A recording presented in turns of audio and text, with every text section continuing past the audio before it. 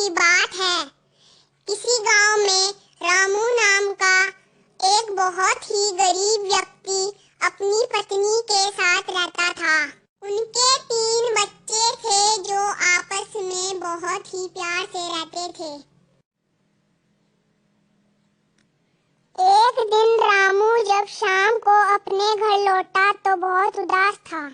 रामू को उदास देखकर उसकी पत्नी ने कहा, क्या बात है, आज आप इतने उदास क्यों हो? 2 दिन हो गए हैं, कोई काम नहीं मिला। अब गुजारा कैसे होगा? सारे पैसे भी खत्म हो गए हैं। हाँ, खाने का सारा सामान खत्म हो चुका है, लेकिन आप चिंता मत कीजिए, कल कुछ ना कुछ काम जरूर मिल जाएगा। फिर भी कई दिनों तक उसे कोई काम नहीं मिला और वह परेशान होकर अपने घर लौटा। अरे, आप आ गए। मुझसे बच्चों की भूख बर्दाश्त नहीं हुई, इसलिए मैं पड़ोस से कुछ आटा उधार मांग कर ले आई। 2-4 रोटी बनाई है, आप भी खा लीजिए। मुझे भूख नहीं है, तुम ये रोटी बच्चों को खिला दो। और मैं तुमसे कुछ बात कहना चाहता हूँ। हाँ जी, कहो, क्या कहना चाहते हो? यहाँ पर रहकर भूखे मरने से अच्छा है मैं इन बच्चों को कहीं दूर छोड़ आऊं। कोई भला मानुस इन्हें अपने साथ ले जाएगा और इनका पालन पोषण हो सकेगा। अरे नहीं, मैं अपने जिगर के टुकड़ों को अपने से कैसे दूर कर सकती हूँ? तो क्या तुम उन्हें भूख से तड़पता हुआ देखना चाहती हो? मेरी मानो तो कल सुबह उन्हें तैयार कर देना, मैं कहीं दूर जाकर उन सबको छोड़ आऊंगा। अगली सुबह रामू की पत्नी ने अपने तीनों बच्चों को अपने पास बुलाया और कहा, बच्चों, आज तुम्हारे पिताजी तुम्हें कहीं बाहर घुमाने के लिए ले जाएंगे। लो, ये कुछ चने हैं, रास्ते में खा लेना। रास्ते में रामू के बेटे शामू ने अपने भाई बहन को अपने पास बुलाया और कहा, तुम दोनों को भूख लग गई होगी, लो ये चने खा लो। उन दोनों ने अपने चने खा लिए और शामू ने अपने चने जेब में रख लिए। फिर वो सब आगे की ओर चल दिए। बच्चों, मुझे बहुत जोर की प्यास लगी है, तुम सब यहीं ठहरो, मैं अपने और तुम्हारे लिए पानी लेकर आता हूँ। जब रामू बहुत देर तक लौटकर नहीं आता है, तो शामू अपने भाई बहन से कहता है, बहुत देर हो गई है, पिताजी अभी तक नहीं लौटे, कहीं वो जंगल में रास्ता तो नहीं भटक गए। अब हमें घर वापस चले जाना चाहिए। लेकिन हमें तो रास्ता भी नहीं पता है, अब हम वापस कैसे जाएंगे? घबराओ मत, मैं अपने चने रास्ते में गिराता हुआ आ रहा था ताकि कहीं हम रास्ता ना भटक जाएं। अब हम उन्हीं चनों की मदद से वापस अपने घर पहुंच जाएंगे।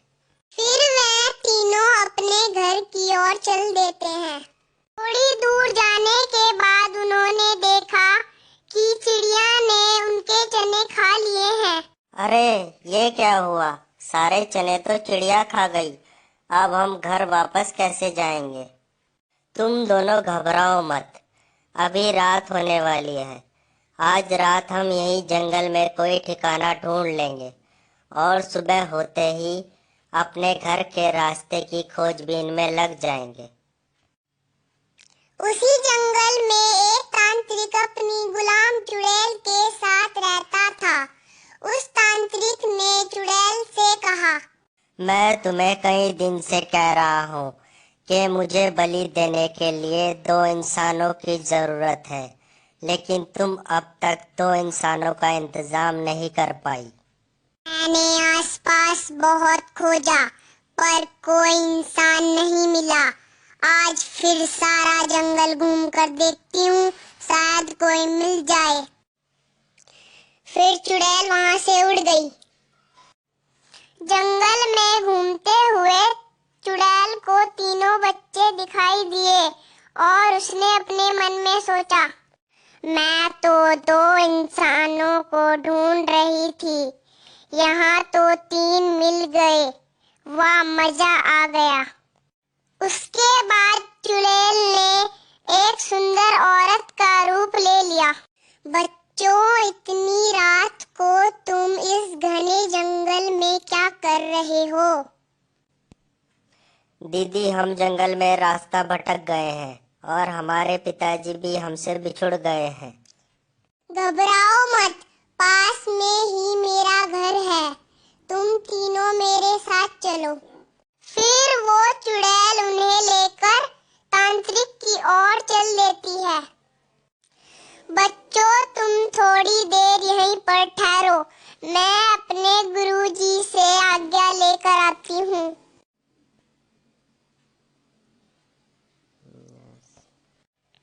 देखो गुरुदेव, आपने दो इंसान कहा था, मैं तीन लेकर आ गई हूँ। शाबाश, ये तुमने बहुत अच्छा काम किया। अब तुम यहाँ से जा सकती हो। मैं सुबह होते ही इन तीनों की बलि दे दूंगा। बाहर जाकर उन तीनों बच्चों को अंदर भेज दो। उसके बाद चुड़ैल वहाँ से बाहर चली जाती है। चुड़ैल और तांत्रिक को यह पता नहीं चला कि शामू ने दरवाजे के पास खड़ा होकर उनकी सारी बातें सुन ली हैं। बच्चों, तुम्हें गुरुजी अंदर बुला रहे हैं, मैं थोड़ी देर में आती हूँ। तीनों बच्चे अंदर गुरुजी के पास चले जाते हैं। आओ बच्चों, तुम्हारा यहाँ पर स्वागत है। आज रात यहीं पर खाओ पियो और आराम करो। सुबह तीनों अपने घर चले जाना। ठीक है गुरुजी। तांत्रिक ने खाना खिलाकर तीनों को सुला दिया और फिर वह बोला, तीनों गहरी नींद में सो गए हैं, मैं भी थोड़ी देर आराम कर लेता हूँ। सुबह जल्दी उठकर इन तीनों का काम तमाम कर दूंगा। शामू तांत्रिक के सोने का इंतजार कर रहा था। जैसे ही तांत्रिक सो जाता है, वैसे ही शामू खड़ा हो जाता है। शामू अपने आसपास कोई औजार ढूंढने लगा जिससे वो तांत्रिक को मार सके। अचानक उसकी नजर एक तलवार पर पड़ी और उसने वो तलवार उठा ली। शामू चुपके से तलवार लेकर तांत्रिक के पास आ जाता है। शामू की आहट सुनकर तांत्रिक उठ खड़ा होता है। तांत्रिक कुछ समझ पाता इससे पहले ही शामू उस पे कई सारे वार कर देता है और तांत्रिक नीचे गिरकर मर जाता है। उसके बाद शामू और उसके भाई बहन तांत्रिक के घर में पड़े सोने चांदी से भरे बैग को लेकर भाग जाते हैं। वो तीनों सारी रात भागते रहते हैं। सुबह होते ही उन्हें अपना गांव दिखाई देता है। भगवान का लाख लाख शुक्र है कि तुम तीनों अपने घर वापस आ गए। अब मैं तुम तीनों को कहीं नहीं जाने दूंगी। अब उनके पास काफी सारा धन था। वो खुशी खुशी रहने लगे।